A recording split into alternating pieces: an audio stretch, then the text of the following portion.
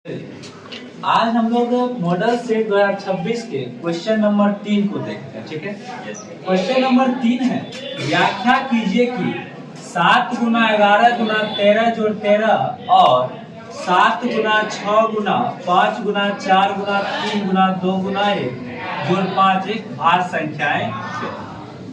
तो हम लिखते हैं कि दी गई पहली संख्या हमारे पास है 7 गुना 11 गुना 13 जोड़ 13। इन दोनों संख्याओं में जो कॉमन आ रहा है, ध्यान से देखो, सीख जाए। इन दोनों संख्याओं में जो कॉमन आ रहा है उसको हम ले लेते हैं। तो 13 कॉमन आ गया, 13 ले लिया। 7 गुना 11 गुना 13 जब कॉमन ले लेते हैं तो 13 की जगह क्या बचेगा? 1 जोड़, फिर 13 की जगह 1। तो 13 को 13 लिखते हैं। 7 गुना 11 गुना 1 कितना हो गया? 77। और जोड़ क्या हमारे पास? 1। तो 13, 77 1 78 13। फिर 78 को हम ब्रेक करते हैं तो 2 3 6 गुना 13 कितना? 78। इसको थोड़ा अरेंज करके लिख देते हैं, सजा करके। 2 गुना 3 गुना 13 गुना 13। ये पहली संख्या को हमने ऐसी संख्याओं के रूप में ब्रेक कर लिया जिनमें सारी की सारी संख्याएं कौन सी संख्या है? आभास।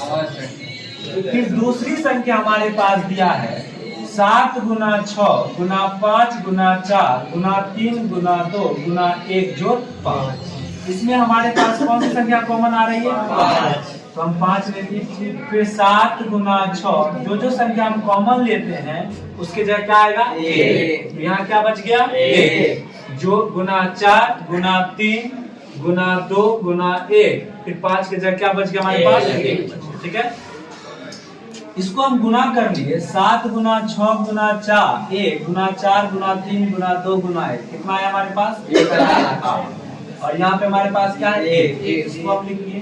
तो जोड़ने पर कितना है हमारे पास? 1000। यानी 5 गुना 1000 9। यह भी दोनों कौन सी संख्या है? आभास।